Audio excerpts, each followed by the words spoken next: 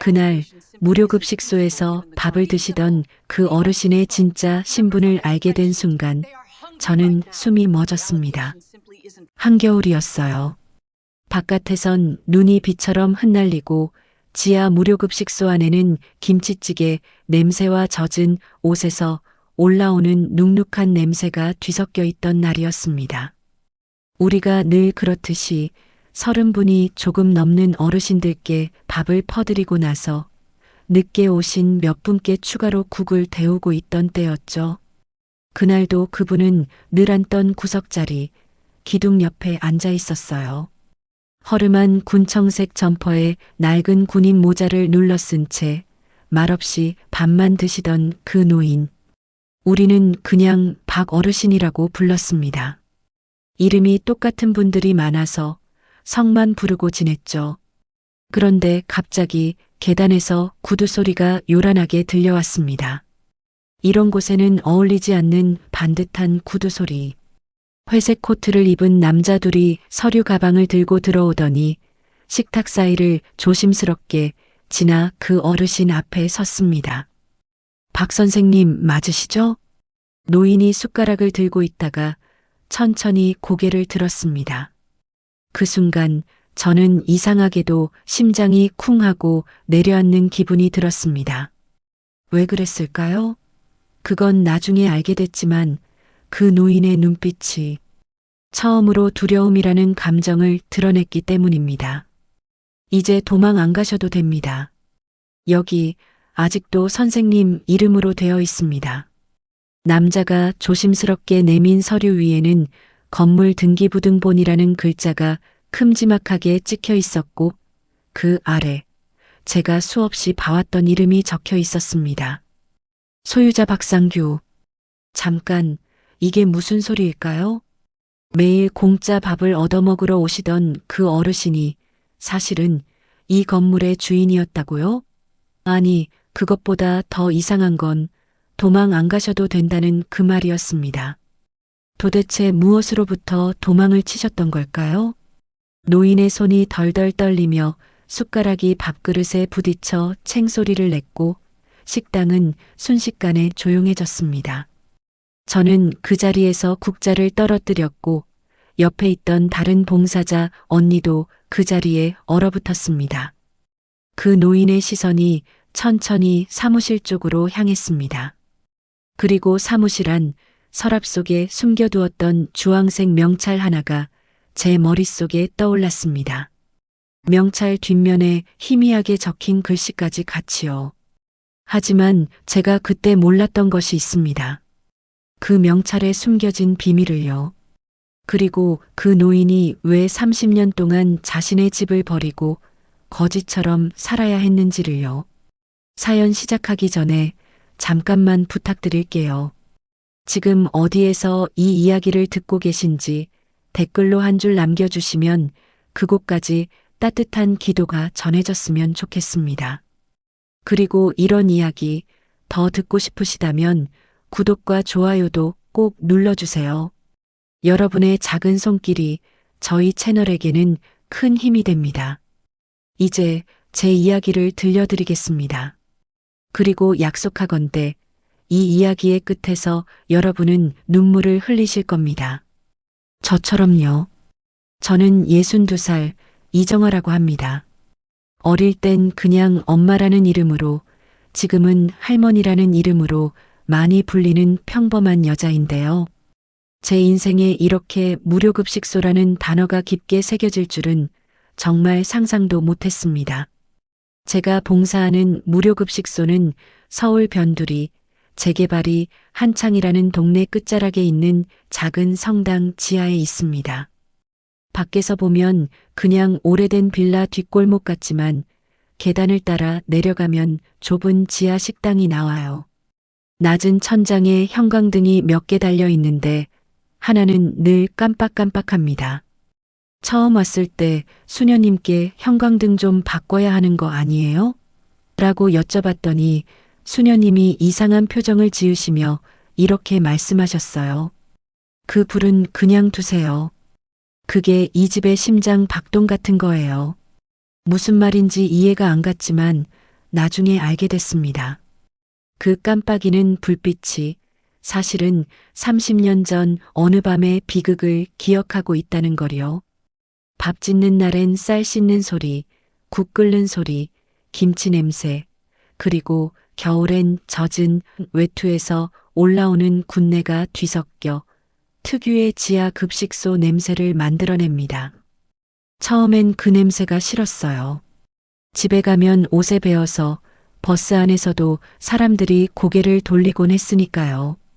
하지만 지금은 그 냄새가 없으면 허전합니다. 그 냄새 속에 사람 사는 온기가 있거든요. 저는 남편을 6해 전에 떠나보냈습니다. 평생 성실하게 회사 다니던 사람이었는데 어느 겨울 아침 출근 준비하다가 갑자기 가슴을 부여잡고 쓰러졌어요. 저는 그때 부엌에서 국을 끓이고 있었는데 쿵 하는 소리에 뛰어나갔더니 남편이 현관에 쓰러져 있었습니다. 여보, 여보. 아무리 불러도 대답이 없었어요. 119를 불렀지만 병원 도착했을 땐 이미 늦었고요. 의사 선생님이 나와서 최선을 다했지만 이라고 말할 때 저는 귀가 멍해져서 아무 소리도 들리지 않았습니다. 그렇게 남편을 떠나보내고 나니 남은 건 빚과 서로에게 서툴러진 가족들 뿐이었습니다. 남편 명의로 된 대출이 있었어요. 제가 몰랐던 빚도 있었고요. 장례를 치르고 나니 통장엔 마이너스만 남았습니다. 아들은 결혼해서 외국으로 나가 살고 있었고 연락은 가끔 카톡으로만 했습니다. 엄마, 잘 지내? 그 한마디뿐이었어요. 딸은 그때 제가 제대로 안아주지 못해서인지 아직도 마음의 거리가 조금 있습니다. 장례식장에서 딸이 제게 이렇게 말했거든요. 엄마, 이제 우리 어떻게 살아요? 저는 대답을 못했어요. 저도 몰랐으니까요. 그날 밤 딸은 울지도 않고 그냥 조용히 자기 방으로 들어갔고 저는 거실 소파에 앉아 아침까지 멍하니 천장만 바라봤습니다. 한때는 시장에서 반찬 가게도 했습니다.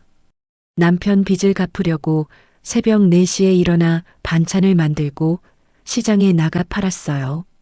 처음엔 잘 됐어요.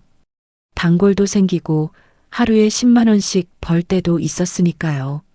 그런데 재개발 소식이 들려오면서 월세가 오르기 시작했습니다. 한 달에 50만 원 하던 게 100만 원이 되고 150만 원이 됐어요. 월세만 내고 나면 남는 게 없었습니다. 이렇게까지 해야 하나? 어느 날 밤 저는 가게 문을 닫으며 혼자 중얼거렸습니다. 그리고 그날 처음으로 죽고 싶다는 생각을 했습니다. 하지만 죽을 용기도 없었어요. 그냥 조용히 사라지고 싶었습니다. 그러다 우연히 이 무료급식소에서 봉사를 시작하게 됐습니다. 성당 신부님이 정화 씨, 봉사 한번 해보는 게 어때요? 라고 권유하셨고 저는 할 일도 없는데 뭐 라는 마음으로 따라갔습니다. 벌써 3년째입니다. 여기엔 저보다 더 힘든 분들이 많이 오세요. 혼자 사시는 어르신, 집이 있어도 말 상대가 없어 하루 종일 TV만 보다 나오신 분, 자식들 눈치 보느라 집에서 밥을 제대로 못 드시는 분들. 한 할머니는 저한테 이렇게 말씀하신 적이 있어요. 아가씨, 나는 말이야, 집에 있으면 숨도 못 쉬겠어. 며느리 눈치, 손주들 눈치 그래서 여기 오는 게 차라리 편해. 그 말을 듣는 순간 저는 가슴이 아팠습니다. 나이 드신 분이 집이 아니라 무료급식소가 더 편하다니. 이게 뭔가 잘못된 거 아닌가 싶었거든요. 그래서인지 밥을 퍼드리는 제 손도 마음도 하루하루 조금씩 넓어지는 것 같았습니다. 이 집에는 이상하게 설명하기 어려운 무거운 공기가 하나 있어요. 점심시간만 되면 사람들 웃음소리와 숟가락 부딪히는 소리로 꽉 차는데 불이 꺼지고 문을 닫고 나면 마치 오래된 한숨 같은 게 구석구석에 남아있는 느낌입니다. 처음엔 지하라서 그런 줄 알았는데 나중에 알고 보니 이 집엔 정말 잊혀지지 않은 이야기가 하나 숨어 있었습니다. 어느 날 밤 청소를 하다가 이상한 걸 발견했어요. 벽 한쪽 페인트가 조금 벗겨진 곳에 손때 같은 게 묻어 있었는데 가만히 보니 작은 손자국이었어요. 어린아이 손자국. 수녀님, 여기 이거 뭐예요? 제가 물었더니 수녀님은 잠시 그 손자국을 보시더니 조용히 말씀하셨습니다. 옛날에 여기서 자란 아이가 있었어요. 그 아이가 장난치다 묻힌 거겠죠. 그리고는 더 이상 말씀하지 않으셨어요. 하지만 저는 알았습니다. 수녀님 눈빛에 그 아이에 대한 안타까움이 가득했다는 걸요. 사무실 안 낡은 서랍 속에는 제가 가장 아끼는 물건 하나가 들어 있습니다. 주황색 플라스틱으로 된 작은 명찰 하나. 이정아라는 이름이 검은 글씨로 적혀 있고 그 뒤에는 연필로 흐리게 써져 있습니다. 힘내세요. 여기선 누구나 손님입니다. 20년도 더 전 제가 딸아이 손을 잡고 처음 이 무료급식소 문을 열었을 때 한 중년 남자가 웃으며 제게 건네준 명찰입니다. 그날을 잊을 수가 없어요. 저는 남편한테 버림받고 딸아이 손을 잡고 집을 나왔습니다. 통장엔 10,000원도 없었고 갈 곳도 없었어요. 그냥 무작정 걸었습니다. 딸아이가 엄마 배고파라고 할 때마다 저는 조금만 참아 엄마가 뭐 사줄게라고 거짓말을 했어요. 그러다 이 골목에 들어섰습니다. 계단 아래에서 밥 냄새가 올라왔고 저는 딸아이 손을 잡고 그냥 내려갔어요. 부끄러웠지만 배고픔이 부끄러움보다 컸으니까요. 문을 열었을 때 한 중년 남자가 앞치마를 두르고 국을 퍼주고 계셨어요. 저는 줄 맨 끝에 섰고 딸아이는 제 치마를 꼭 붙잡고 있었습니다. 어서 오세요. 처음 오셨어요? 그 남자가 웃으며 물었을 때 저는 고개를 숙였습니다. 눈물이 날 것 같았거든요. 예, 괜찮아요. 여기선 누구나 손님입니다. 그 말과 함께 그 남자는 밥을 가득 퍼주고 국도 넉넉하게 부어주었어요. 그리고 이 주황색 명찰을 제 손에 쥐어주며 말했습니다. 혹시 나중에 좋아지면 여기서 같이 밥 퍼줄 날이 올지도 모르잖아요. 그때까지 이거 잘 간직하세요. 그때는 그 말이 농담인 줄 알았는데 지금은 그 명찰이 제 삶을 버티게 하는 작은 증표가 됐습니다. 그리고 지금 제가 그 약속을 지키고 있습니다. 여기서 밥을 퍼주면서요. 하지만 저는 몰랐습니다. 그 남자가 누구였는지, 그리고 그 남자에게 무슨 일이 있었는지, 그걸 알게 된 건 그 노인을 만나고 나서였습니다. 그 노인을 처음 본 건 작년 가을쯤이었습니다. 날씨가 애매해서 반팔 입기도 두꺼운 옷을 입기도 애매한 그런 날 있잖아요. 그날도 저는 커다란 밥솥 앞에서 국자를 돌리며 어르신들께 밥을 퍼드리고 있었습니다. 줄 맨 앞에는 늘 오시던 얼굴들이 있었어요. 허리 굽은 아주머니, 장바구니를 든 할아버지, 그리고 말수가 없는 중년 아저씨들. 그런데 그날 줄 맨 끝에 낯선 얼굴 하나가 보였습니다. 군청색 점퍼에 해진 모직 바지, 군용 모자 같은 걸 눌러 쓴 노인. 키는 크지도 작지도 않았고 굽은 어깨와 마른 손이 먼저 눈에 띄었습니다. 그런데 이상했어요. 그 노인은 다른 분들처럼 앞사람과 이야기를 나누지도 않고 휴대폰을 보지도 않고 그냥 조용히 벽만 바라보고 있었습니다. 마치 무언가를 떠올리는 것처럼요. 어르신, 처음 오셨어요? 제가 밥그릇을 내밀며 웃으면서 물었더니 노인은 잠시 저를 바라보더니 고개를 아주 살짝 끄덕였습니다. 예, 잠깐 들렀습니다. 목소리는 생각보다 낮고 단단했습니다. 하지만 어딘가 슬픔이 묻어 있었어요. 말투가 마치 오랫동안 혼자 살아온 사람의 그것 같았거든요. 그 말 한마디를 하고 노인은 다시 눈을 밥그릇으로 떨어뜨렸습니다. 저는 밥을 듬뿍 퍼주고 국도 조금 더 부어드렸어요. 왜 그랬는지 모르겠지만 그 노인한테 밥을 더 드리고 싶었거든요. 많이 드세요. 고맙습니다. 노인은 밥그릇을 받아들고 늘 그랬듯이 구석 자리로 향했습니다. 기둥 옆 사람들 시선이 잘 닿지 않는 그곳이었어요. 그날부터였어요. 그 노인이 거의 매일같이 나타나기 시작한 게 줄은 항상 맨 끝. 누가 새치기를 해도 화를 내지 않았고 밥을 받을 때마다 꼭 같은 말을 했습니다. 고맙습니다가 아니라 수고가 많으십니다. 그 말투가 이상하게 제 귀에 오래 남았습니다. 마치 옛날에 윗사람이 아랫사람한테 하는 그런 느낌이었거든요. 일주일쯤 지났을 때 저는 다른 봉사자 언니한테 물어봤어요. 언니, 저 어르신 전부터 오셨어요? 누구? 저기 기둥 옆에 계신 분. 언니가 고개를 갸웃거리며 말했습니다. 아, 그분? 나도 최근에 봤는데. 근데 왜? 아니, 그냥 좀 특이하신 것 같아서요. 특이하다니?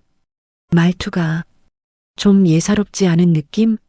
언니는 웃으며 고개를 저었어요. 정아 씨, 여기 오시는 분들 다 사연 있어. 너무 깊이 생각하지 마. 맞는 말이었어요. 여기 오시는 분들 다 사연이 있으니까요. 저도 그랬고요. 그런데도 그 노인이 자꾸 신경 쓰였습니다. 밥을 드시는 습관도 독특했습니다. 밥 한 숟갈, 반찬 한 젓가락, 그리고 마지막에는 꼭 김치에 국을 조금 말아서 그릇을 싹싹 긁어 먹었습니다. 한 톨도 남기지 않고요. 그 모습을 보고 있자니 어릴 적 제 아버지가 떠올랐습니다. 전쟁을 겪으신 분이라 밥 한 톨도 아껴 드시던 아버지. 전도 모양이 삐뚤어진 김치에 국물 조금 얹어서 이게 최고야 하시던 분. 혹시 이 어르신도 전쟁 때 고생하신 분일까? 저는 혼자 그렇게 생각했습니다. 그러다 어느 날이었어요. 봉사를 마치고 저도 늦은 점심을 먹고 있는데 그 노인이 바로 제 앞자리에서 밥을 드시게 됐습니다. 보통은 어르신들이 다 드시고 나면 저희 봉사자들이 먹거든요. 그런데 그날은 사람이 적어서 저도 일찍 앉게 됐죠. 제가 밥을 푹 뜨다가 손목이 살짝 미끄러져 국물을 조금 흘렸어요. 저는 습관처럼 왼손으로 젓가락을 들어 밥그릇을 받치고 다시 정리했습니다. 그때 노인의 눈이 제 손을 한번 훑고 지나갔습니다. 왼손으로 젓가락을 돌리셨네요. 깜짝 놀라 고개를 들었습니다. 노인이 저를 보고 있었어요. 처음으로 정면으로요. 아, 예. 어릴 때부터 버릇이 그래요. 혼나기도 많이 혼났죠. 밥상머리에서 뭐 하는 거냐고. 제가 웃으면서 말하자 노인은 잠시 멍하니 제 손을 보다가 아주 작은 미소를 지었습니다.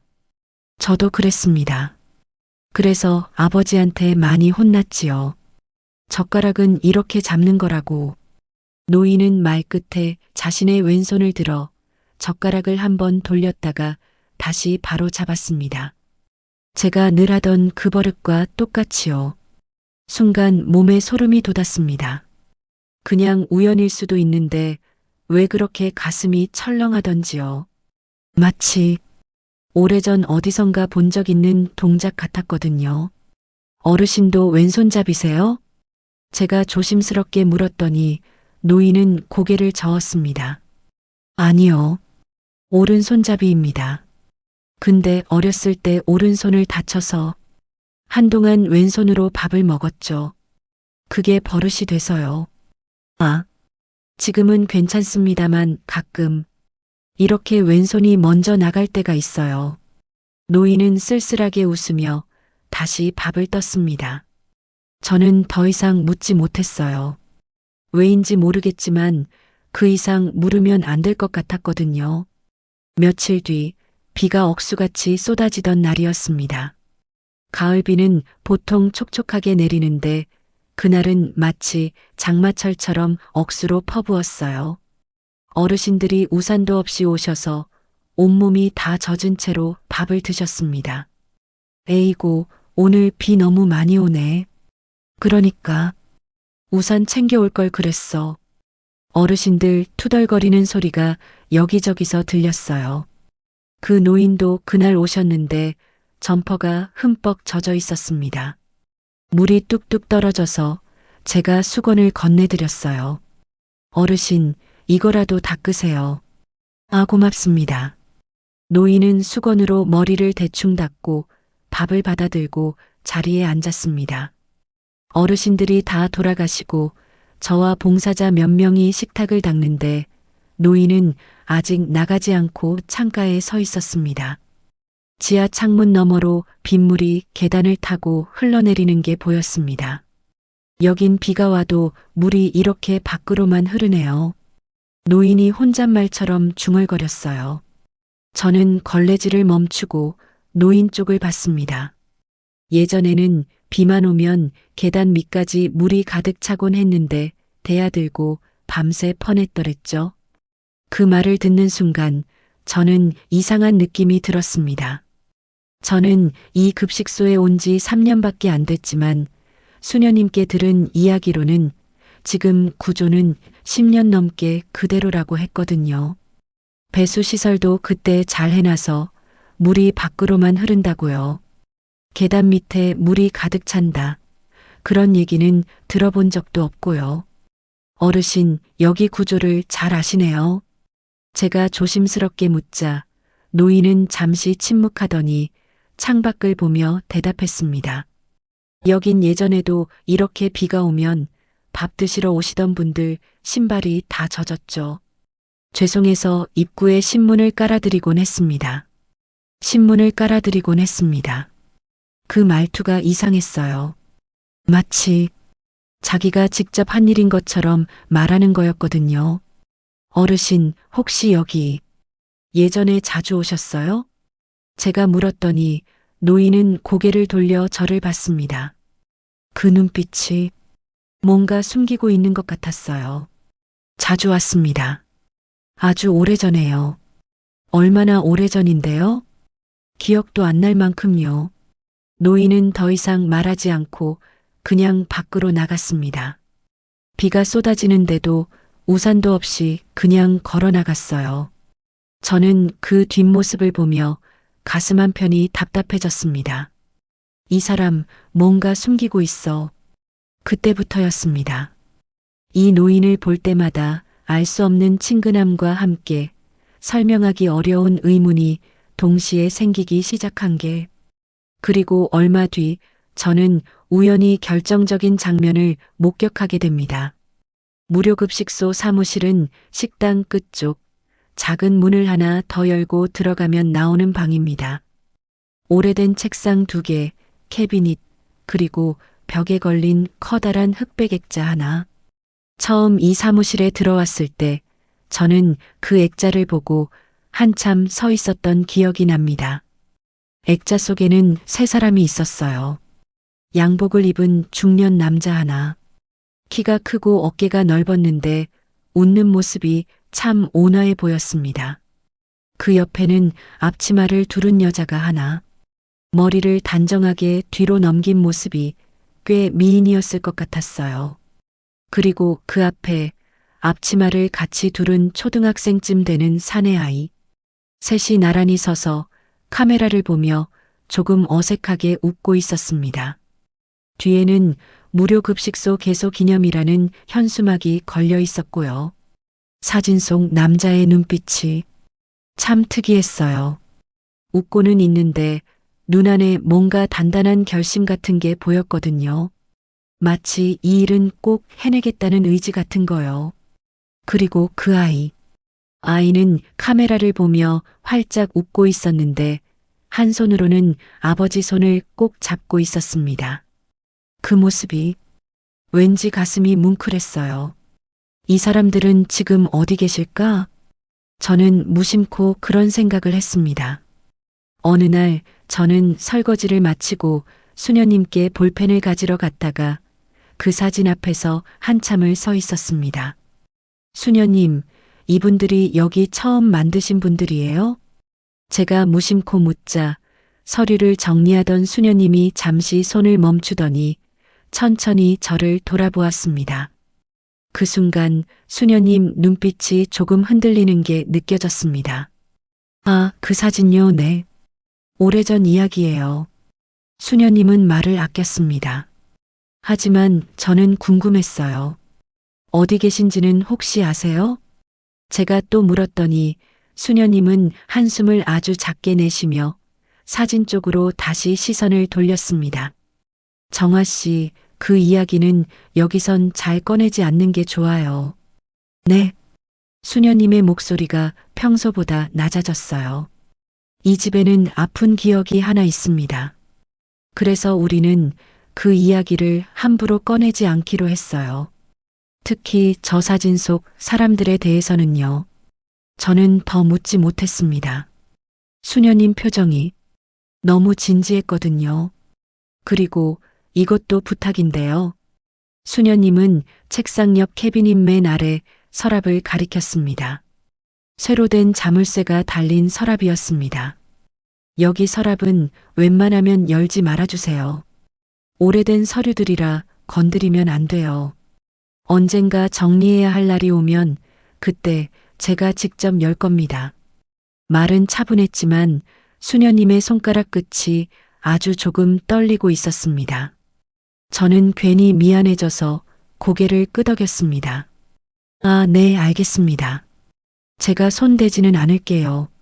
하지만 사실 그 서랍 안에는 제가 가끔 몰래 꺼내보는 제 주황색 명찰 상자도 함께 들어 있습니다. 수녀님이 정리하다가 이건 오래된 거니까 그냥 여기 넣어둘게요 하고 제가 나중에 살짝 부탁해서 함께 넣어둔 것이거든요. 근데 수녀님, 왜 그 서랍을 잠가두세요? 뭐가 들어있는데요? 제가 조심스럽게 물었더니 수녀님은 잠시 망설이다가 대답했습니다. 기억들이요. 아픈 기억들. 그리고 언젠가는 돌려줘야 할 것들이요. 돌려줘야 할 것들이요? 네. 주인이 언젠가 돌아오실 거라고 믿고 있어요. 그때 돌려드리려고요. 수녀님의 목소리에는 희망과 동시에 깊은 슬픔이 섞여 있었습니다. 그날 이후로 저는 알게 되었습니다. 이 집에는 두 가지 룰이 있다는 것을요. 하나는 벽에 걸린 그 사진 속 사람들에 대한 이야기를 먼저 꺼내지 않는 것.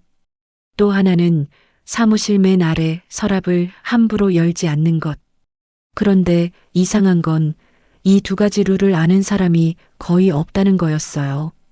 다른 봉사자들한테 물어봐도 무슨 룰? 나는 모르는데? 라고 했거든요. 오직 오래된 봉사자 두세 분과 수녀님만 아는 암묵적인 룰이었습니다. 어느 날 제가 청소하다가 사무실 서랍장을 닦는데 실수로 그 자물쇠를 건드렸어요. 그랬더니 갑자기 뒤에서 수녀님 목소리가 들렸습니다. 정화 씨. 깜짝 놀라 돌아보니 수녀님이 서 계셨어요. 평소에는 온화하신 분인데 그때는 표정이 굳어 있었습니다. 죄송해요, 수녀님. 청소하다가 실수로. 아, 아니에요. 괜찮아요. 그냥 그 서랍만은 조심해 주세요. 수녀님은 다시 부드럽게 웃으셨지만 저는 알았어요. 그 서랍이 얼마나 중요한지를요. 며칠 뒤 저는 오래된 봉사자 할머니 한 분께 조심스럽게 물어봤습니다. 할머니, 혹시 사무실에 있는 그 사진 속 사람들 아세요? 할머니는 설거지하던 손을 멈추고 저를 쳐다봤어요. 왜 그걸 물어? 아니, 그냥 궁금해서요. 여기 처음 만드신 분들이잖아요. 할머니는 한참 동안 말이 없다가 작게 한숨을 쉬었습니다. 정화야, 그 이야기는 안 하는 게 좋아. 그분들한테도 우리한테도. 왜요? 그냥 아픈 일이 있었어. 그것도 아주 많이. 그래서 우리는 그 이야기를 안 하기로 했어. 언젠가 그분들이 돌아오시면 그때 직접 듣는 게 맞다고 생각해서. 돌아오신다고요? 어디 가셨는데요? 할머니는 더 이상 대답하지 않았습니다. 그냥 설거지를 계속했어요. 하지만 제가 돌아서려는데 할머니가 작게 중얼거렸습니다. 그분이 돌아오실 거라고 믿어. 언젠가는 꼭. 그 말이 제 귓가에 오래 남았습니다. 그분이 돌아오실 거라고 믿어. 누굴 말하는 걸까요? 사진 속 남자, 여자, 아니면 그 아이. 수녀님이 그 룰을 말할 때마다 눈동자가 잠시 액자 속 소년에게 머무르는 걸 저는 몇 번이나 봤습니다. 그 눈빛에는 미처 다 말하지 못한 미안함과 오래된 걱정이 섞여 있었습니다. 그리고 어느 날 밤 저는 우연히 충격적인 장면을 목격하게 됩니다. 바로 그 절대 열면 안 되는 서랍이 열리는 순간을요. 그날은 토요일이었습니다. 토요일은 평소보다 사람들이 많이 와요. 주말이라 집에 혼자 계신 어르신들이 더 외로우시거든요. 그래서 저희도 밥을 더 많이 준비합니다. 그날도 밥솥은 바닥을 보았고 설거지통은 그릇으로 산을 이루고 있었죠. 겨우 설거지를 마치고 나니 오후 3시가 다 되어 가더군요. 다른 봉사자들은 다들 집에 가고 수녀님과 저만 지하에 남아 마무리를 하고 있었습니다. 수녀님, 저는 앞에만 좀 정리하고 갈게요. 네, 정화 씨. 저는 성당에 잠깐 올라갔다 올게요. 신부님이 찾으신대요. 수녀님이 계단으로 올라가시고 저 혼자 남았습니다. 식탁을 닦고 의자를 정리하고 바닥에 떨어진 휴지를 줍는데 갑자기 뒤쪽에서 소리가 들렸습니다. 삐걱. 문 열리는 소리였어요. 저는 고개를 들어 뒤를 봤습니다. 사무실 문이 아주 살짝 손가락 하나 들어갈 만큼 열려 있는 게 보였습니다. 분명 조금 전까지만 해도 문이 닫혀 있었는데 제가 이렇게 말하고 식당 쪽을 돌아다니는데 사무실 문이 아주 살짝 손가락 하나 들어갈 만큼 열려 있는 게 보였습니다. 분명 조금 전까지만 해도 문이 닫혀 있었는데 말이죠. 수녀님, 사무실 문 열려 있어요? 제가 부르려다 문틈으로 스며나오는 이상한 정적에 발걸음을 멈췄습니다. 안에서 누군가 숨을 고르게 쉬는 소리가 아주 희미하게 들렸습니다. 누가 안에 있어? 저는 조심스럽게 다가가 문틈으로 안을 들여다봤습니다. 그리고 저는 그 순간을 평생 잊지 못할 것 같습니다. 거기 그 노인이 서 있었습니다. 늘 급식소 구석 자리에 앉아 밥만 드시던 그 노인. 군청색 점퍼와 군용 모자를 그대로 쓴 채 의자 앞에 서서 벽에 걸린 액자를 뚫어져라 바라보고 있었습니다. 노인의 어깨가 아주 조금 떨리고 있었어요. 그리고 제가 처음 듣는 목소리로 아주 낮게 중얼거렸습니다. 아직도 그대로구나. 그 목소리에는 그리움과 후회, 그리고 말로 표현할 수 없는 슬픔이 섞여 있었습니다. 저는 숨을 죽였습니다. 뭔가 봐서는 안 될 장면을 보고 있는 것 같았거든요. 노인은 천천히 손을 들어 액자 속 남자를 손가락으로 가리켰습니다. 그리고 중얼거렸어요. 미안하다, 이 약속을 지키지 못해서. 그 순간 뒤에서 살금살금 다가오는 발소리가 들리더니 수녀님이 제 옆에 섰습니다. 수녀님은 저와 눈이 마주치더니 말없이 고개를 숙이고 조용히 문을 조금 더 열었습니다. 수녀님도 보고 계셨던 거예요. 아마 처음부터요. 그때였습니다. 노인이 천천히 몸을 돌려 책상 옆 캐비닛으로 향했습니다. 그 서랍, 우리가 절대로 열지 말라고 당부받았던 바로 그 서랍 앞에 섰습니다. 수녀님, 저 서랍. 제가 말을 채 끝내기도 전에 노인은 마치 오랫동안 써온 자기 서랍인 양 자물쇠를 손으로 한번 만져보고 손가락으로 딱 익숙하게 걸쇠를 젖혔습니다. 찰칵. 수녀님과 저는 동시에 들숨을 들이켰습니다. 서랍이 아주 자연스럽게 열렸습니다. 저는 그 서랍이 늘 잠겨 있는 줄 알았는데 사실은 걸쇠만 살짝 걸려 있었던 모양입니다. 하지만 아무도 그 방법을 몰랐죠. 아무도 그 서랍을 건드리지 않았으니까요. 그런데 이 노인은 알고 있었습니다. 한 번의 망설임도 없이 정확하게 그 서랍을 열었어요. 노인은 서랍 안을 한번 훑어보더니 안쪽에서 주황색 명찰 상자를 꺼냈습니다. 제가 여러 번 보았던 바로 그 상자였습니다. 뚜껑을 열고 명찰을 하나하나 손가락으로 넘기더니 하나를 집어들었습니다. 주황색 명찰 하나. 낡아서 색이 조금 발해 있었지만 눈에 익숙한 그 모양 그대로였습니다. 노인은 그 명찰을 손바닥 위에 올려놓고 엄지손가락으로 천천히 문지르며 중얼거렸습니다. 내가 이 색을 고집했었지.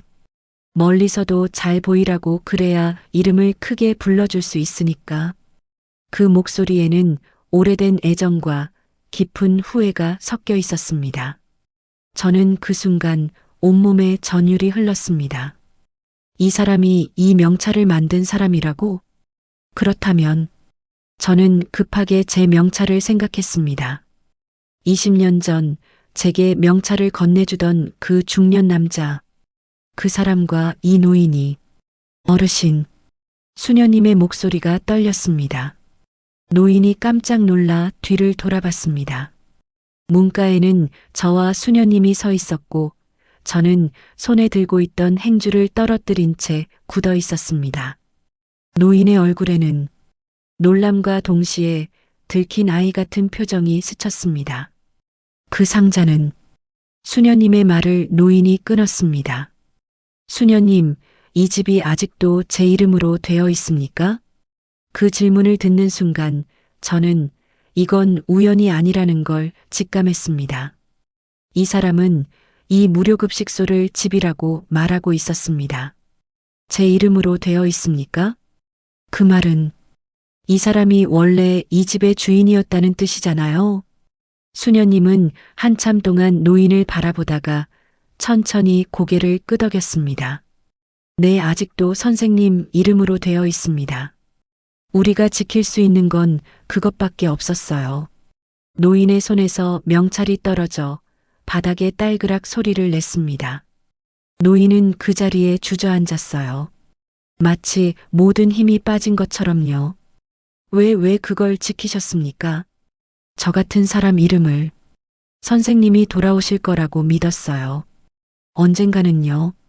수녀님의 눈에서 눈물이 흘러내렸습니다. 저는 그 장면을 보며 가슴이 터질 것 같았습니다. 이 노인이 정말로 사진 속 그 사람이라면, 그렇다면 도대체 무슨 일이 있었던 걸까요? 왜 자기 집을 버리고 30년 동안 떠돌다가 이제야 돌아온 걸까요? 저는 떨리는 손으로 바닥에 떨어진 명찰을 주었습니다. 그리고 그 뒷면을 봤습니다. 연필로 흐릿하게 쓰여 있었어요. 박준혁? 힘내라. 박준혁? 저는 그 이름을 본 적이 없었습니다. 하지만 왜인지 가슴이 먹먹해졌어요. 이 이름은 누구예요? 제가 물었더니 노인이 고개를 들어 저를 봤습니다. 그리고 아주 작게 대답했습니다. 제 아들입니다. 그 순간 모든 퍼즐이 맞춰지기 시작했습니다. 사진 속 소년, 수녀님이 늘 안타까워하시던 그 아이, 그리고 이 노인. 저는 떨리는 목소리로 물었습니다. 어르신 혹시 박상규 선생님 맞으세요? 노인은 더 이상 대답하지 않았습니다. 그냥 고개를 떨구고 울기 시작했습니다. 70대 노인이 어린아이처럼 소리 없이 울었습니다. 그리고 저는 알았습니다. 이 사람이 30년 전 제게 명찰을 건네주고 여기선 누구나 손님입니다라고 말했던 바로 그 사람이라는 것을요. 그날 밤 무료급식소 사무실에는 작은 회의가 열렸습니다. 수녀님, 그리고 이곳에서 오래전부터 봉사해 온 두 분의 할머니까지 4명이 책상 둘레에 둘러앉았습니다. 노인은 이미 돌아간 뒤였습니다. 수녀님이 오늘은 좀 쉬세요. 내일 다시 이야기해요라고 말씀하시자 노인은 고개만 끄덕이고 조용히 나갔어요. 그 뒷모습이 너무 외로워 보였습니다. 수녀님이 차분한 목소리로 입을 열었습니다. 이제는 말해야 할 것 같네요. 정아 씨도 알고 있어야 할 것 같고요. 봉사자 할머니 한 분이 고개를 끄덕이며 말했습니다. 맞아요. 이제는 때가 된 것 같아요. 그분이 돌아오셨으니까요. 수녀님의 이야기는 30년 전 겨울로 거슬러 올라갔습니다. 30년 전 1995년 겨울. 그때 이 동네에는 작은 공장이 하나 있었답니다. 봉제 공장이었는데 박상규 사장이라고 직원들한테 인심 좋기로 소문난 사람이 있었다고 했습니다. 그분은 정말 좋은 분이셨어요. 오래된 봉사자 할머니가 눈시울을 붉히며 말했습니다. 저도 그때 그 공장에서 일했거든요. 박 사장님은 직원들을 가족처럼 대했어요. 설날마다 떡국값을 챙겨주고 직원 자녀들 학비도 보태줬어요. 제 딸아이 대학 등록금도 그분이 도와주셔서 보낼 수 있었어요. 경기가 좋을 때는 정말 좋았답니다. 공장은 잘 돌아갔고 직원들도 많았고 동네에서 박 사장 모르는 사람이 없을 정도였다고요. 그분은 늘 말씀하셨어요. 우리가 돈을 버는 건 나누기 위해서다라고요. 그러다 1997년 IMF가 왔습니다. 하루아침에 모든 게 무너졌어요. 수녀님이 한숨을 쉬며 말했습니다. 주문이 끊기고 공장은 휘청거렸고 직원들 월급도 밀리기 시작했어요. 주변 공장들은 하나둘씩 문을 닫았죠. 주변에서 이제 그만 접어라라는 말을 수도 없이 들었지만 박 사장은 이상한 고집을 부렸습니다. 힘들수록 나누는 걸 멈추면 안 됩니다. 그렇게 말하면서 공장 한쪽 창고를 개조해 무료급식소를 만들었습니다. 부인과 함께 동네 어르신들께 하루 한 끼라도 따뜻한 밥을 드리겠다고요. 자기 집 형편도 빠듯했지만 노인들 밥그릇을 먼저 채우겠다고 남은 돈을 쌀과 김치에 썼습니다. 저는 그때 이해가 안 됐어요. 할머니가 말했습니다. 자기도 망하기 직전인데 왜 남밥까지 챙기나 싶었죠. 하지만 박 사장님은 말씀하셨어요. 지금 내가 밥 한 그릇 나눠주지 않으면 저분들은 굶습니다. 나는 망해도 살 수 있지만 저분들은 밥이 없으면 죽어요. 그들의 아들도 있었습니다. 초등학교 고학년쯤 되는 사내아이. 이름은 박준혁. 그 아이 참 착했어요. 수녀님이 웃으며 말했습니다. 방학 때면 아버지를 따라와 앞치마를 두르고 설거지를 도왔어요. 처음엔 투덜거렸지만 나중에는 어르신들 이름을 하나하나 외우고 오늘은 이 할아버님 좋아하는 감자조림이네요 라고 말해주던 아이였어요. 하지만 IMF는 마음만으로 버틸 수 있는 게 아니었죠. 공장은 결국 부도가 났고 빚쟁이들이 찾아와 사무실 문을 두드렸습니다. 집도 땅도 하나둘씩 정리되고 남은 건 이 무료급식소뿐이었습니다. 박 사장은 이 집만은 절대 내 이름에서 빼지 말아달라고 부탁하며 성당과 함께 명의를 공동으로 해두었습니다. 밥집만큼은 지키고 싶었던 거죠. 그분은 마지막까지 밥을 퍼주셨어요. 수녀님의 목소리가 떨렸습니다. 월급도 못 받으면서 빚쟁이들한테 쫓기면서도 점심때만 되면 어김없이 이 지하로 내려와 밥을 퍼주셨어요. 그러던 어느 추운 겨울밤 사고가 났습니다. 1998년 2월 14일 발렌타인데이 밤. 난방비를 아끼려고 보일러를 최소로 틀어두었다가 낡은 배선에서 불꽃이 튀었습니다. 한밤중에 난 작은 화재였는데 급식소 한쪽에서 잠시 몸을 누이고 있던 노숙인 한 분께서 연기를 마시고 숨을 거두셨습니다. 그날 제가 전화를 받았어요. 수녀님이 눈물을 닦으며 말했습니다. 119에서 연락이 왔는데 무료급식소에서 화재가 났다. 사망자가 한 명 있다고 했어요. 저는 너무 놀라서 급하게 달려왔죠. 현장에는 박 사장이 무릎을 꿇고 앉아 있었답니다. 숨진 노인 앞에서 계속 고개를 조아리며 죄송합니다. 죄송합니다라고 중얼거리고 있었다고요. 경찰이 조사하고 소방서에서도 왔어요. 다행히 큰 불은 아니었지만 사람이 죽었으니까요. 언론이 몰려왔습니다. 그리고 이렇게 썼습니다. 안전관리 부실한 무료급식소, 노숙인 사망. 좋은 일 한다더니 결국 사람 하나 죽였다. 신문 기사가 나간 다음 날부터 동네 분위기가 달라졌어요. 할머니가 고개를 저으며 말했습니다. 사람들이 수군거리기 시작했어요.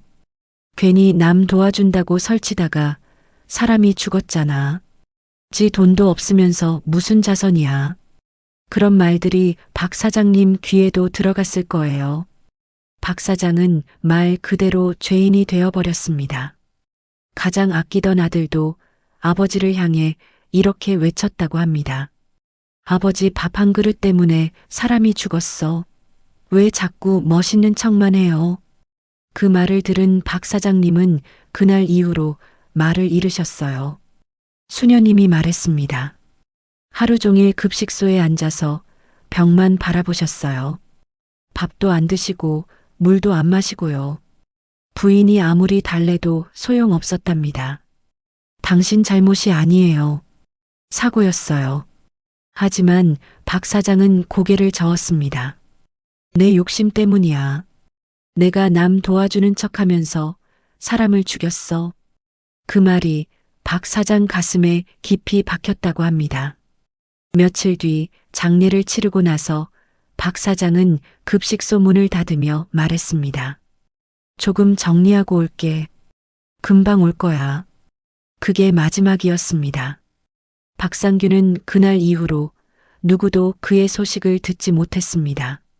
집에도 돌아오지 않았고 전화도 받지 않았고 완전히 사라졌어요. 부인이 미칠 것 같다고 울었어요. 수녀님이 말했습니다. 아들을 데리고 여기저기 찾아다녔지만 아무도 몰랐어요. 경찰에도 신고했지만 성인이라 실종 처리도 안 됐죠. 1년이 지나고 2년이 지났습니다.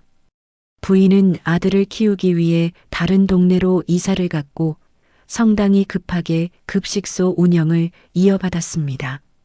저는 그때 신부님께 부탁했어요. 수녀님이 말했습니다. 이 집 이름만큼은 박상규 선생님 걸로 남겨두세요. 언젠가 돌아오실지도 모르니까요. 신부님은 고개를 끄덕였고 그래서 지금까지도 이 건물 등기부등본에는 박상규라는 이름이 남아 있습니다. 사진과 서랍 속 명찰 상자만이 그들의 흔적으로 남았습니다. 그 아이는 그때 12살이었어요. 수녀님은 마지막에 이렇게 말씀하셨습니다. 지금이라면 아마 40이 넘었겠죠. 저는 늘 언젠가 박 사장님이 이 문을 다시 열고 들어오시지 않을까 그렇게 생각만 하고 살았어요. 그런데 정말로 돌아오셨습니다. 30년 만에 거지 같은 옷차림으로 자기 집에 밥을 얻어먹으러 오는 노인의 모습으로요. 그날 밤 사무실은 이상하게도 따뜻하면서도 서늘했습니다. 저는 제 주황색 명찰을 손에 쥔 채 오래된 액자 속 중년 남자를 다시 쳐다봤습니다. 그리고 마음속 어딘가에서 하나의 확신이 떠올랐습니다. 이제 모든 걸 알아야 할 때가 왔어. 다음 며칠 동안 저는 그 노인을 더 유심히 보게 되었습니다. 일부러 그러려 한 건 아니었는데 눈이 자꾸 그쪽으로 가더라고요. 이제는 단순한 호기심이 아니었어요. 확신에 가까운 뭔가가 제 가슴 속에서 자라고 있었습니다. 이 사람이 정말 박상규 선생님이 맞을까? 하지만 확신하기에는 뭔가 이상했어요. 사진 속 박상규는 건장하고 어깨가 넓은 중년 남자였는데 지금 제 앞에 있는 노인은 너무 마르고 작아 보였거든요. 30년이라는 시간이 사람을 이렇게까지 바꿔놓을 수 있을까요? 어느 날 메뉴는 콩나물국이었습니다. 콩나물 머리를 다 따느라 아침부터 허리가 끊어질 것 같았죠. 봉사자 언니 둘이서 새벽같이 와서 콩나물을 한 줌씩 집어들고 머리를 땄어요. 에이, 이거 언제 다 따? 그러게. 요즘 콩나물이 왜 이렇게 커? 투덜거리면서도 우리는 정성스럽게 머리를 땄습니다. 콩나물 머리를 따야 국물이 맑아지거든요. 점심시간이 되어 밥을 퍼드리며 오늘은 콩나물국이에요라고 말했더니 노인이 밥그릇을 받으며 웃었습니다. 그런데 그 다음에 나온 말에 저는 국자를 들고 있던 손이 멈췄습니다. 아, 이 집 콩나물국은 원래 국물이 조금 더 맑았죠. 콩나물 머리를 아주 꼼꼼하게 다 따서 말입니다. 노인은 국을 한 숟갈 떠서 입에 넣고 천천히 삼키더니 이어서 말했습니다. 대신 소금은 늘 마지막에 딱 한 번만 넣었어요. 콩나물 숨 죽지 않게 하려고. 그리고 파는 조금만 넣고요. 너무 많이 넣으면 콩나물 향이 가려지니까. 저는 그 자리에서 얼어붙었습니다. 그 레시피는 수녀님도 잘 모르는 이야기였습니다. 저는 콩나물국 끓이는 법을 여기 오래된 봉사자 할머니께 배웠으니까요. 그 할머니도 옛날에는 여기 콩나물국이 참 유명했다더라라는 말만 했지 누가 어떻게 끓였는지 자세히 말한 적은 없었습니다. 그런데 이 노인은 정확하게 알고 있었어요. 어르신, 여기 콩나물국을 어떻게 그렇게 잘 아세요? 제가 조심스럽게 물었더니 노인은 잠시 멈칫하더니 대답했습니다. 옛날에 여기서 먹어봤으니까요. 그때 그 맛이 아직도 기억나서요. 30년 전에요? 노인이 고개를 들어 저를 봤습니다. 눈빛이 흔들렸어요. 네, 그쯤 됐을 겁니다. 그날 이후로 저는 더 많은 걸 발견하기 시작했습니다. 또 다른 날 노인은 화장실을 가려고 식당 뒤쪽에 있는 복도를 지나가다가 갑자기 벽을 손으로 한번 쓸어내렸습니다. 여기 페인트 다시 칠했네요. 저는 그 모습을 우연히 봤어요. 네, 어르신. 몇 년 전에 다시 칠했어요. 왜요? 아니, 옛날에는 여기 벽에 낙서가 많았거든요. 아이들이 장난치면서 그린 그림들 지우지 말라고 했었는데 노인은 쓸쓸하게 웃으며 말했습니다. 제 아들도 여기 그림을 하나 그렸었죠. 해 그리고 집 그리고 서툰 그림이었지만 전 그게 참 좋았어요. 저는 할 말을 잃었습니다. 수녀님한테 들었던 이야기가 떠올랐어요. 박 사장의 아들 박준혁이 여기서 놀다가 벽에 그림을 그렸다고요. 그 그림이 어떻게 생겼는데요? 제가 물었더니 노인은 손가락으로 허공에 그림을 그렸습니다. 동그란 해, 삼각형 지붕집, 그리고 3명의 사람. 아빠, 엄마, 나. 그렇게 셋이 손잡고 있는 그림이었어요. 그 순간 저는 소름이 돋았습니다. 왜냐하면 제가 처음 이 급식소에 왔을 때 페인트를 칠하기 전에 잠깐 그 그림을 봤거든요. 수녀님이 저 그림 지우기 아깝다고 하셨던 게 기억나요. 정확히 노인이 말한 대로 동그란 해, 삼각형 집, 3명의 사람이 그려져 있었어요. 어르신, 혹시 그 아이 이름이 제가 말하려는데 노인이 먼저 고개를 저었습니다. 오래전 일입니다. 잊어주세요.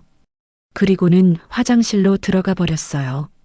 며칠 뒤 또 다른 결정적인 순간이 왔습니다.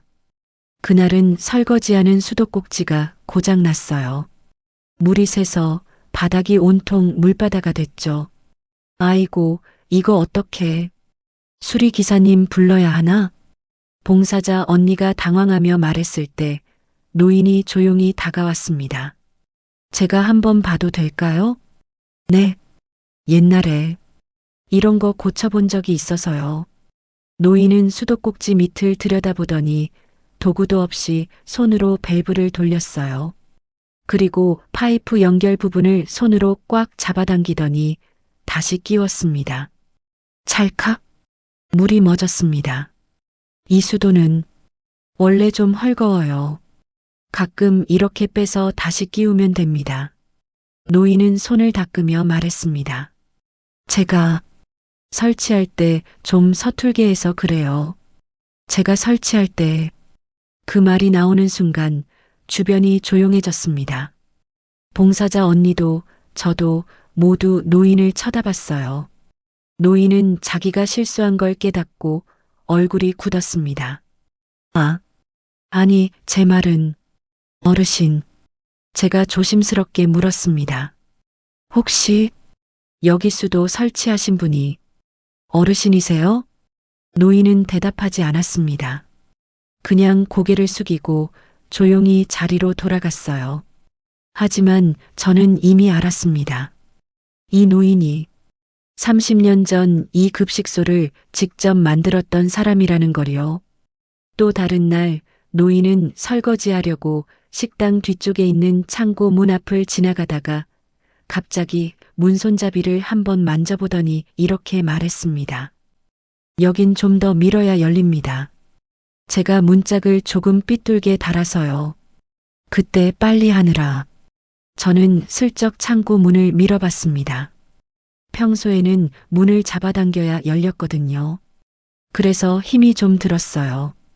그런데 정말 노인이 말한 그대로 아래쪽을 살짝 밀어 올리니까 문이 쉽게 열렸습니다. 마치 비밀번호를 아는 사람만 열 수 있는 문처럼요. 저는 할 말을 잃었습니다. 이건 우연이 아니야. 그날 밤 저는 집에 돌아와 서랍 깊숙이 넣어두었던 기억 하나를 꺼냈습니다. 남편이 떠나고 아무것도 없이 딸아이 손을 잡고 이 급식소에 처음 왔던 날. 20년도 더 전 일이에요. 그날 한 중년 남자가 저에게 건네준 주황색 명찰과 그 사람의 눈빛이 떠올랐습니다. 저는 그날 밤 오래된 사진첩을 뒤졌어요. 혹시나 해서 남편이 찍어뒀던 사진들을 살폈는데 그 중에 하나가 있었습니다. 제가 처음 급식소에 갔던 날 딸아이가 휴대폰으로 찍었던 사진. 흐릿하게 뒤쪽으로 앞치마를 두른 남자가 보였어요. 저는 그 사진을 확대했습니다. 손이 떨렸어요. 그 남자의 옆모습이 지금 제가 보고 있는 노인과 비슷했거든요. 30년이라는 시간이 지나 많이 늙고 말랐지만 턱선과 눈매는 비슷했어요. 다음 날 저는 용기를 내어 서랍에서 제 명찰을 꺼냈습니다. 그리고 식당에서 설거지를 마치고 아직 밥을 다 드시지 않은 노인에게 다가갔습니다. 어르신, 이 명찰 혹시 기억나세요? 제가 조심스럽게 명찰을 내밀자 노인은 숟가락을 내려놓고 두 손으로 명찰을 받았습니다. 그리고 마치 아주 소중한 물건을 만지는 것처럼 엄지손가락으로 뒷면을 천천히 문질렀습니다. 노인의 눈에서 눈물이 흘러내렸어요. 뒷면에 연필로 글자를 쓰면 나중에 다 지워진다고 직원들이 뭐라 했었죠. 노인의 입에서 나온 말에 제 심장이 쿵 내려앉았습니다. 그래도 저는 끝까지 썼어요. 힘든 사람일수록 자기 이름을 불러주는 사람이 필요하다고 믿었으니까요. 그 말을 하며 노인은 명찰을 제게 다시 건넸습니다. 이 문장도 제가 쓴 거네요. 힘내세요. 여기선 누구나 손님입니다. 뒷면의 글씨는 이미 반쯤 지워져 있었는데 노인은 그 문장을 정확하게 말했습니다. 저는 숨이 막히는 것 같았습니다. 선생님, 제가 떨리는 목소리로 말했습니다. 20년 전 저한테 이 명찰 주신 분, 선생님 맞죠? 노인은 대답하지 않았습니다. 그냥 고개를 숙이고 눈물만 흘렸어요. 선생님이, 박상규 선생님이시죠? 그 이름을 부르는 순간 노인의 어깨가 크게 떨렸습니다.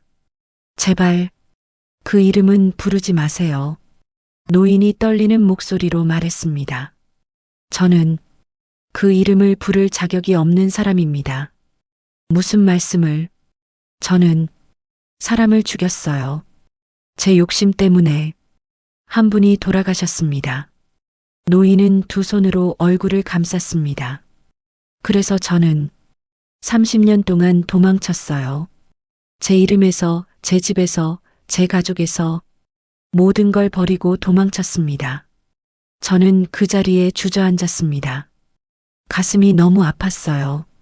이 사람이 30년 동안 얼마나 괴로웠을까요? 선생님, 그건 사고였어요. 선생님 잘못이 아니에요. 제가 말했지만 노인은 고개를 저었습니다. 아닙니다. 제 잘못이에요. 제가 제 능력도 안 되는데 남을 돕겠다고 나섰다가 사람을 죽였어요. 그날 저녁 수녀님은 성당에 전화해 오래된 서류들을 부탁했고 며칠 뒤 몇 장의 복사본이 도착했습니다.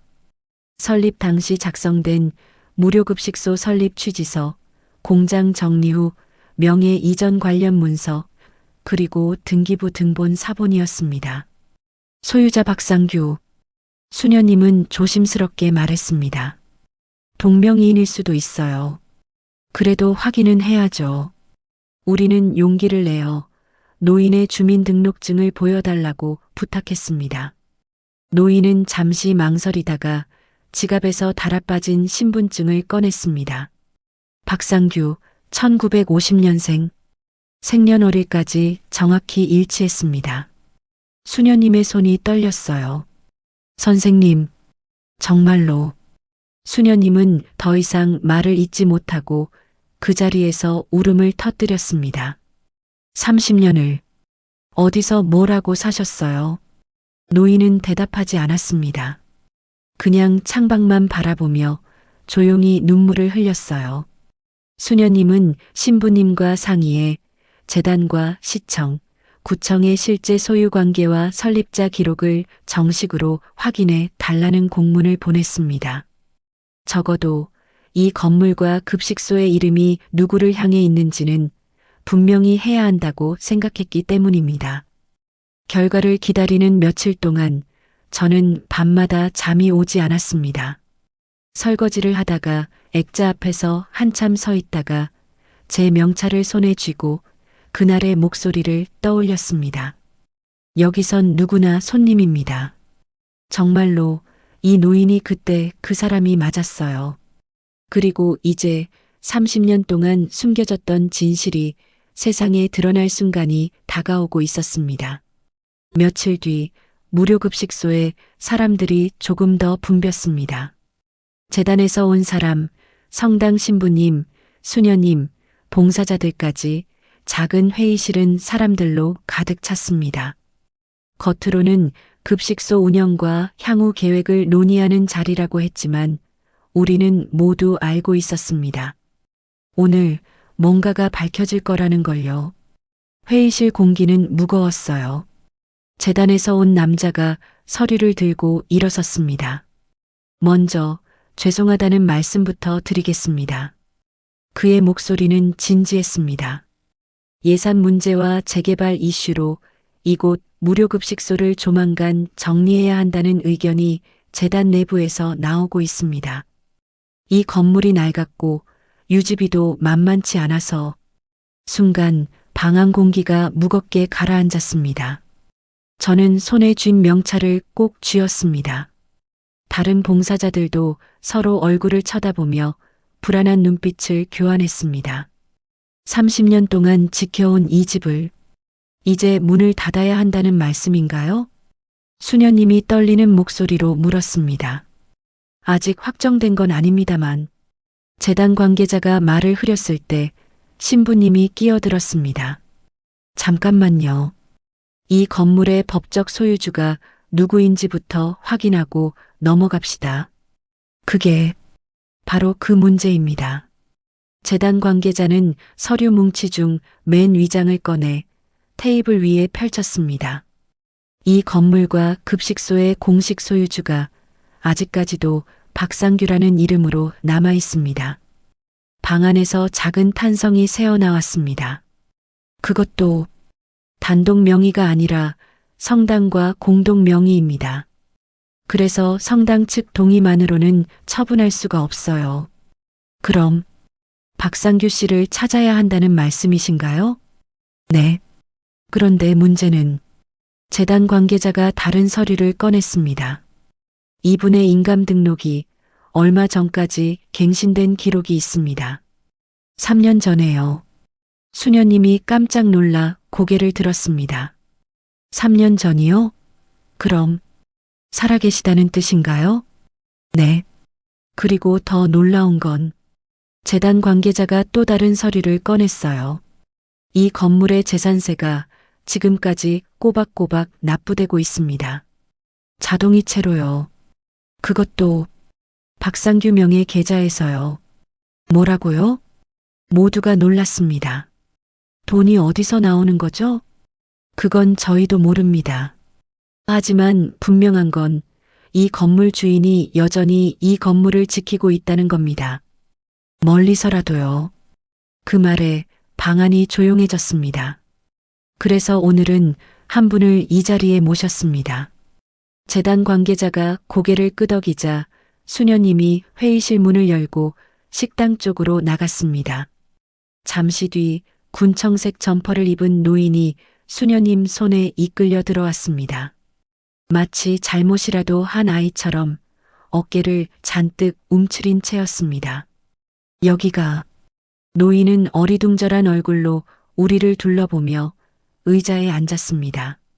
재단 관계자가 조심스럽게 물었습니다. 혹시 예전에 이곳을 만드신 박상규 선생님 맞으십니까? 노인의 손이 떨렸습니다. 테이블 위에 올려놓은 손등에 깊게 패인 흉터가 하얗게 도드라져 보였습니다. 노인은 입술을 깨물더니 천천히 고개를 숙였습니다. 그 이름은 이제 부를 자격이 없는 줄 알았습니다. 그 한마디에 방 안 공기가 찢어지는 것 같았습니다.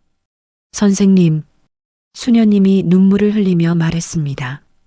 30년을 도대체 어디서? 노인은 떨리는 목소리로 이야기를 시작했습니다.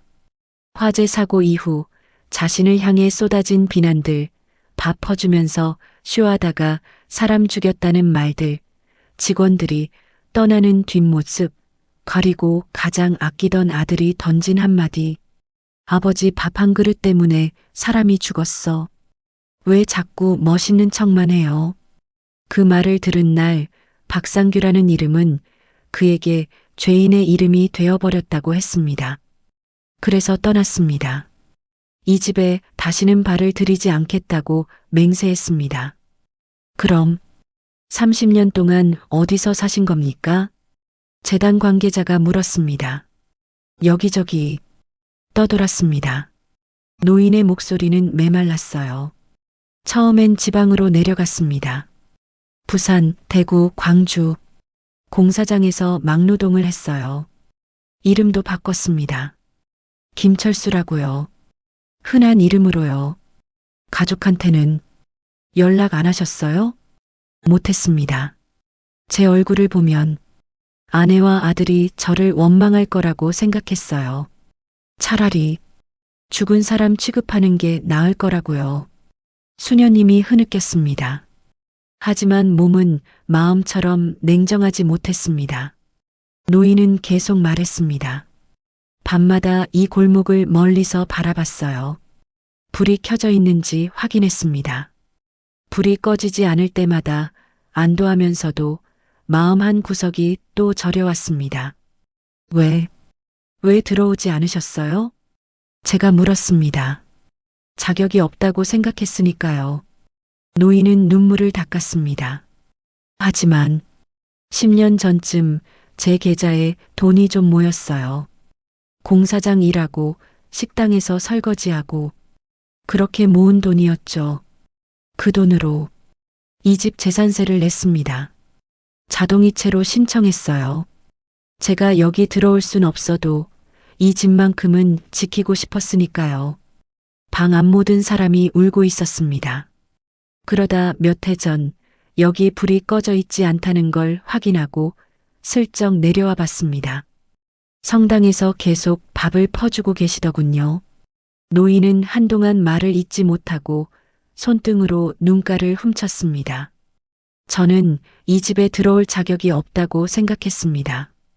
그저 밥 한 그릇 얻어먹는 사람으로 앉아 있으면 언젠가 제 마음도 조금은 가벼워지지 않을까 그 정도 생각으로요.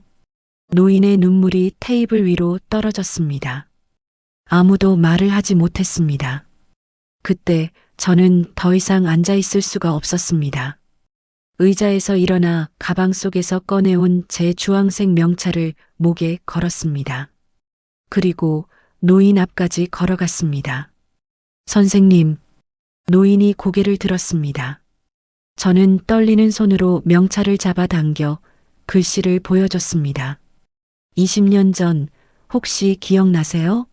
남편한테 버림받고 딸아이 손잡고 여기에 처음 왔던 여자. 노인은 눈을 가늘게 뜨며 저를 쳐다봤습니다. 아무 말도 하지 않았지만 그 눈빛 안에 어딘가 익숙한 무언가가 스쳐 지나가는 게 보였습니다.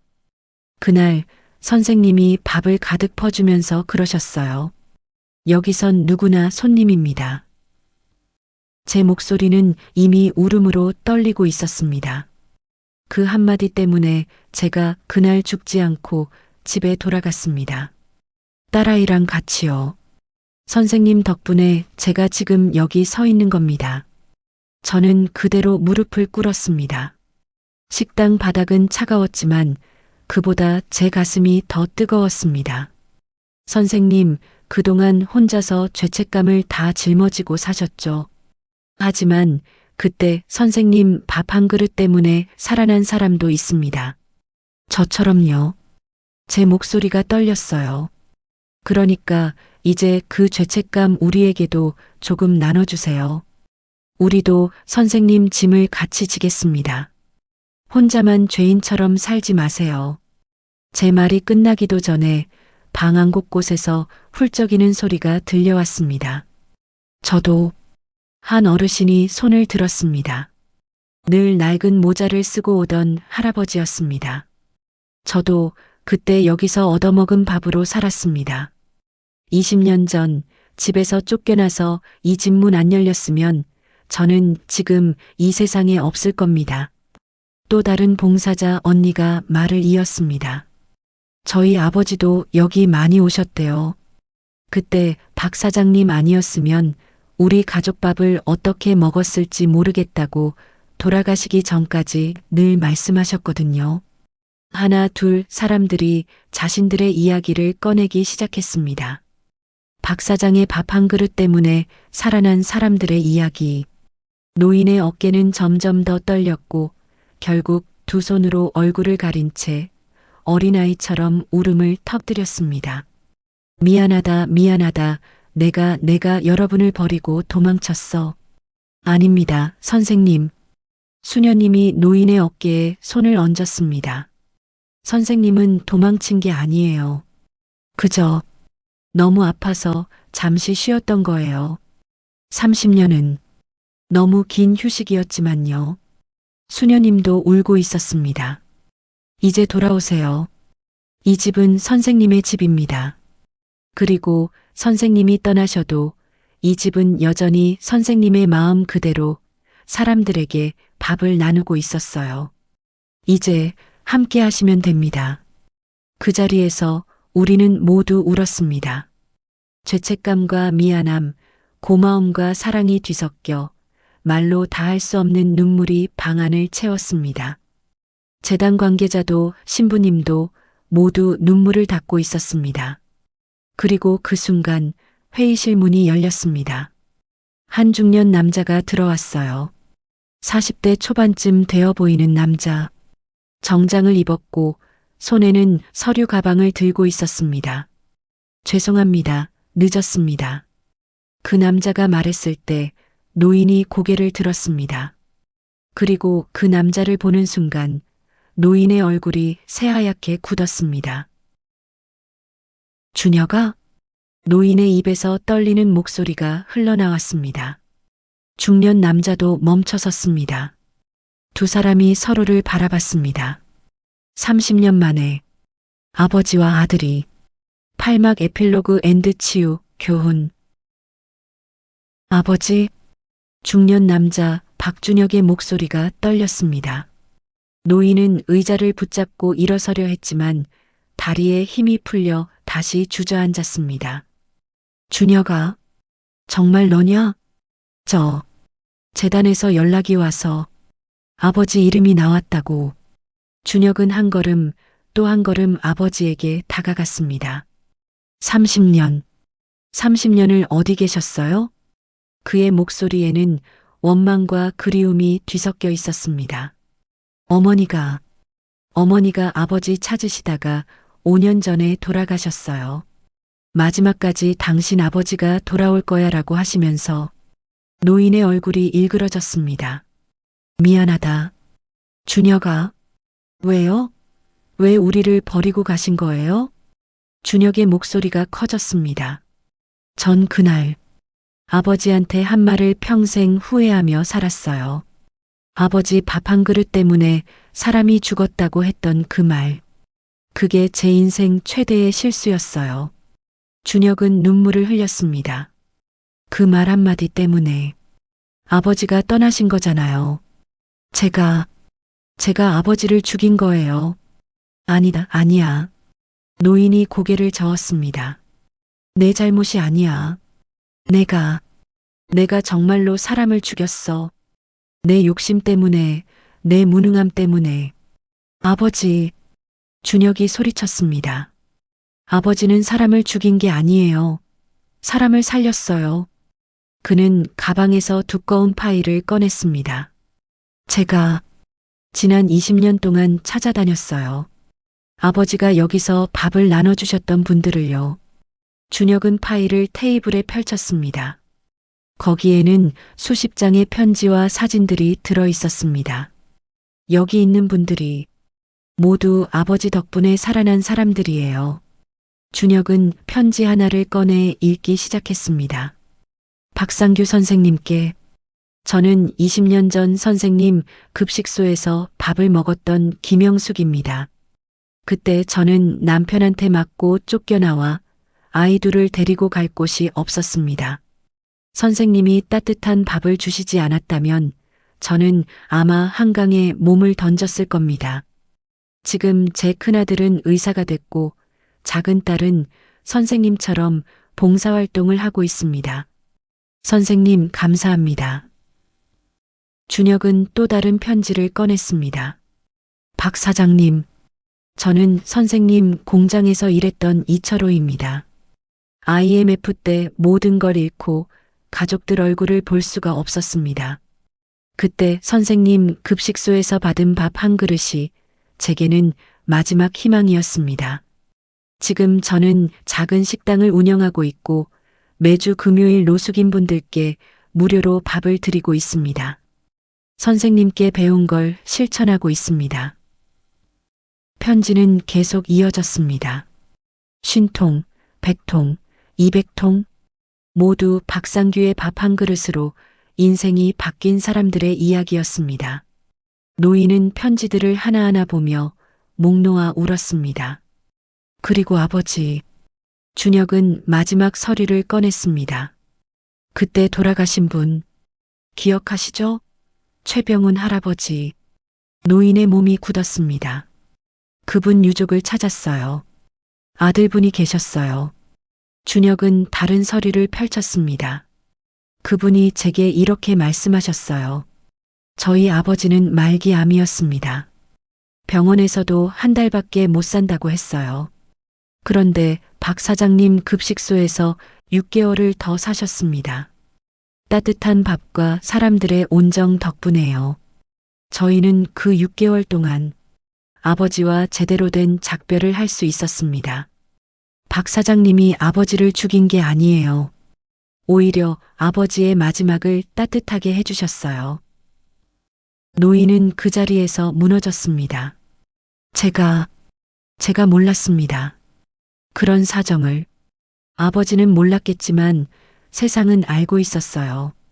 준혁은 아버지 앞에 무릎을 꿇었습니다. 아버지, 이제 돌아오세요. 집으로, 아버지의 자리로요. 두 사람은 그렇게 30년 만에 서로를 끌어안았습니다. 아버지와 아들이 죄인과 고발자가 아니라 그저 서로를 그리워했던 가족으로. 회의실 앞 모든 사람이 울고 있었습니다. 저도 수녀님도 봉사자들도 재단 관계자도 눈물 없이는 볼 수 없는 장면이었습니다. 그로부터 3개월이 지났습니다. 무료급식소는 리모델링을 시작했습니다. 재단에서 예산을 지원했고 준혁이 개인적으로 큰 금액을 기부했습니다. 아버지가 지키고 싶었던 이 집을 이제 제가 지키겠습니다.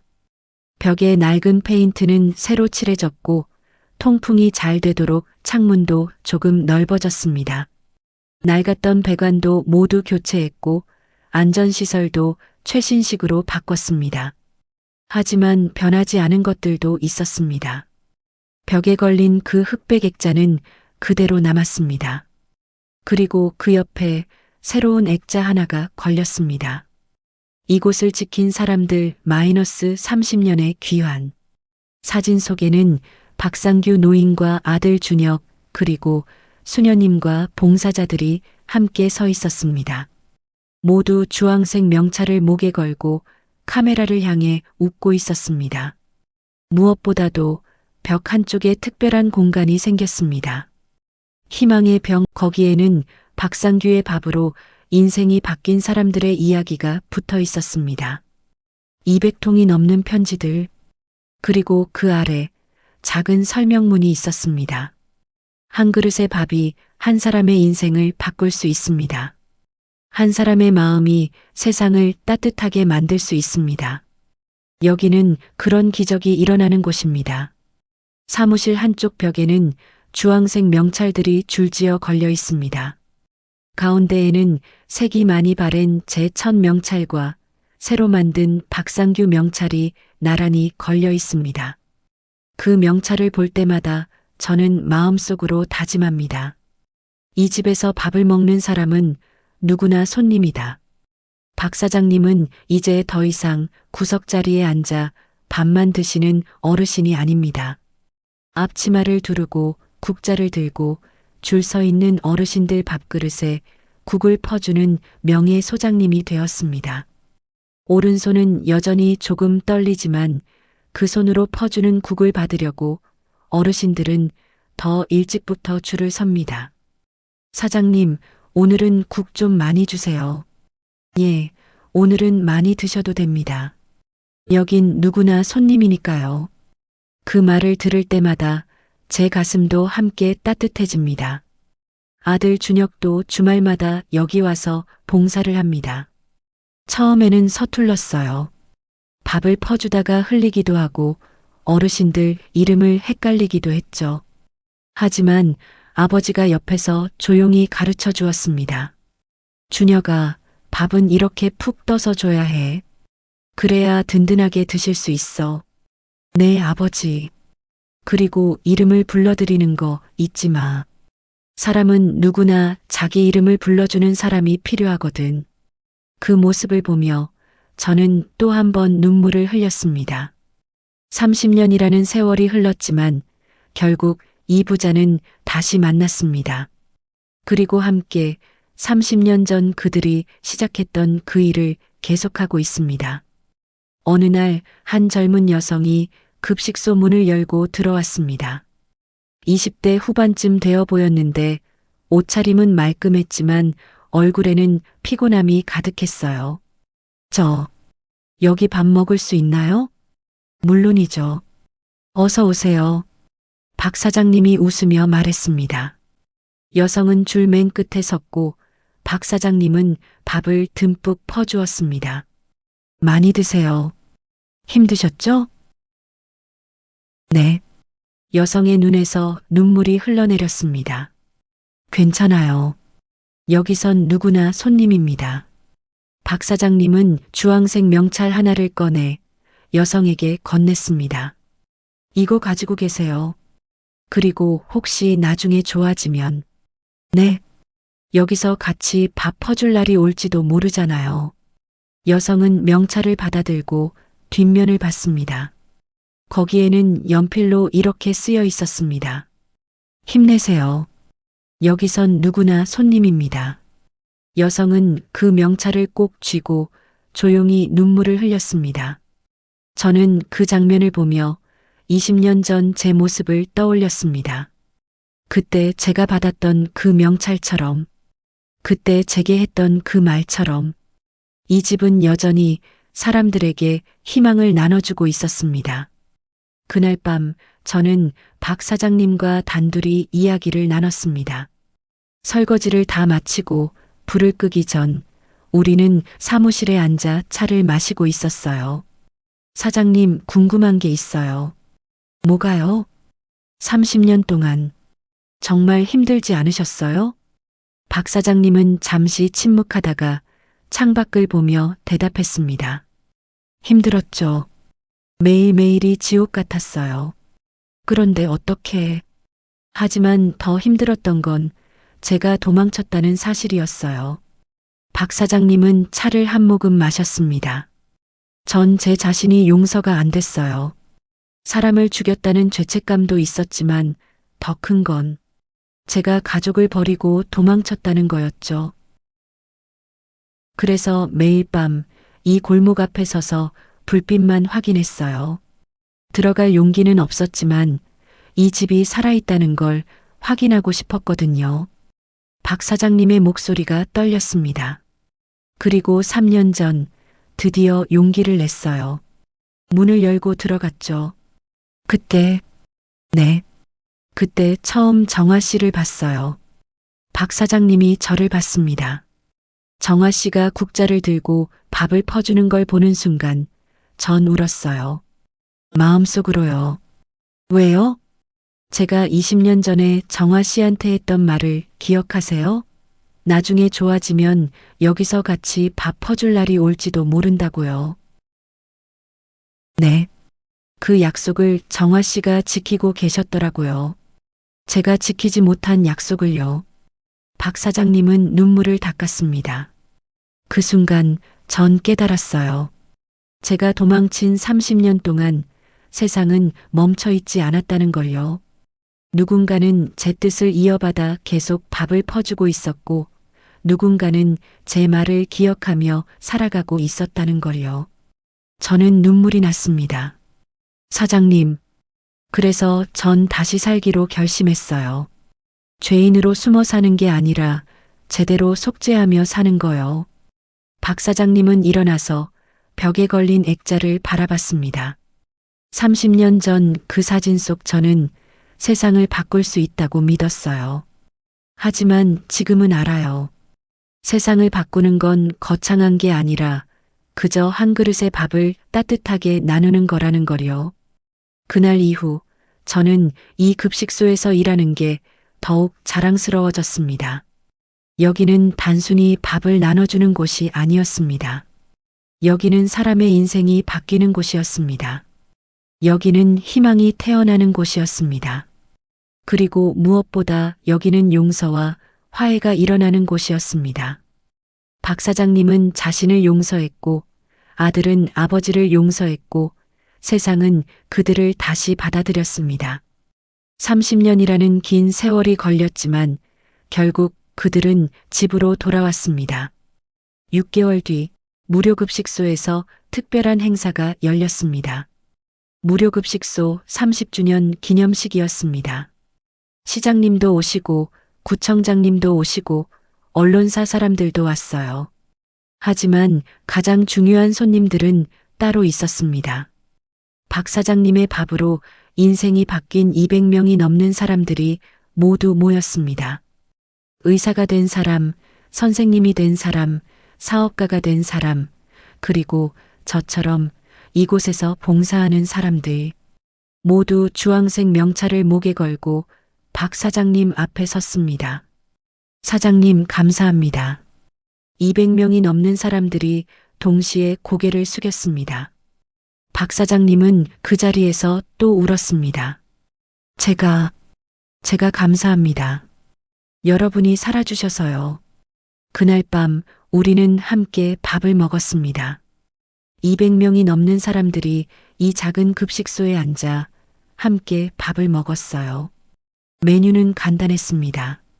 흰 쌀밥, 콩나물국, 김치, 계란말이. 30년 전 박 사장님이 처음 나눠주던 바로 그 메뉴였습니다. 이 맛, 기억나요? 한 어르신이 눈물을 흘리며 말했습니다. 30년 전 그 맛 그대로네요. 그럼요. 레시피는 변하지 않았으니까요. 박 사장님이 웃으며 대답했습니다. 밥 짓는 방법도, 국 끓이는 방법도, 그리고 마음도요. 그날 밤 급식소는 웃음과 눈물로 가득 찼습니다. 그리고 지금 한겨울이었어요. 바깥에선 눈이 비처럼 흩날리고 지하 무료급식소 안에는 김치찌개 냄새와 따뜻한 온기가 가득합니다. 저는 여전히 이곳에서 밥을 퍼주고 있습니다. 박 사장님도 옆에서 국을 퍼주고 계시고요. 줄은 여전히 깁니다. 이 추운 날 따뜻한 밥 한 그릇을 기다리는 사람들의 줄. 하지만 이제 그들의 얼굴에는 희망이 보입니다. 다음 분 오세요. 제가 웃으며 말하면 한 젊은이가 앞으로 나옵니다.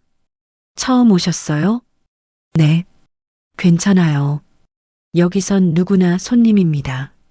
저는 밥을 듬뿍 퍼주고 주황색 명찰을 건넵니다.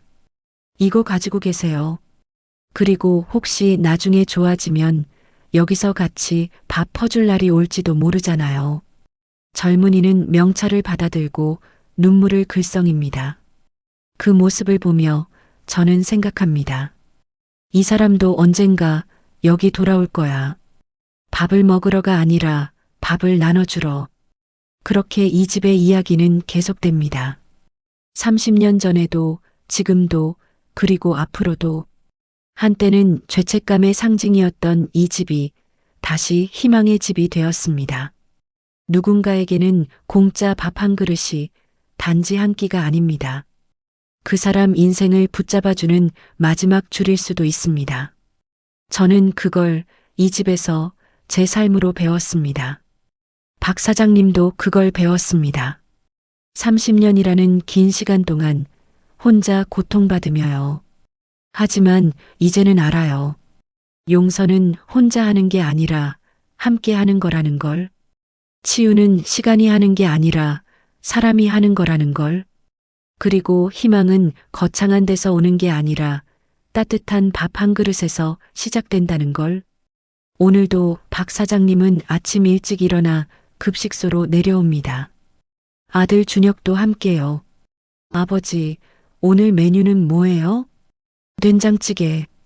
내가 어렸을 때 좋아하던 거. 아, 그거요? 아직도 기억하세요? 그럼. 아버지가 어떻게 있겠니?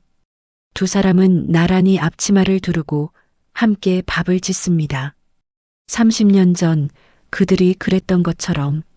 저는 그 모습을 보며 조용히 웃습니다. 오랜 겨울이 끝났습니다.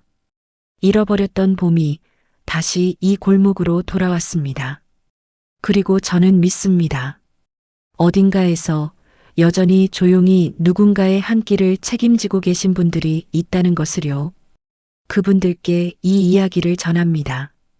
당신의 밥 한 그릇이 누군가의 인생을 바꿀 수 있습니다. 포기하지 마세요. 당신이 나눈 사랑은 반드시 돌아옵니다. 30년이 걸릴지라도. 에필로그 마이너스 그 후 이야기.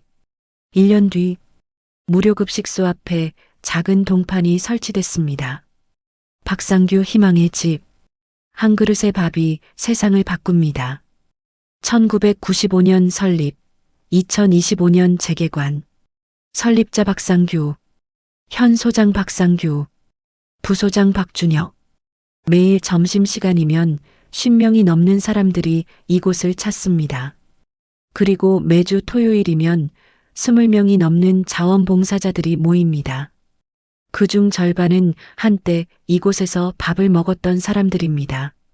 주황색 명찰을 목에 걸고 이제는 자신들이 밥을 퍼주는 사람이 되어 그들 중 한 명이 저 이정화입니다. 62살에 시작한 봉사가 이제 제 인생의 전부가 되었습니다. 그리고 저는 매일 새로 오시는 분들께 이렇게 말합니다. 어서 오세요. 여기선 누구나 손님입니다. 그리고 이 명찰 잘 간직하세요. 나중에 좋아지면 여기서 같이 밥 퍼줄 날이 올 테니까요.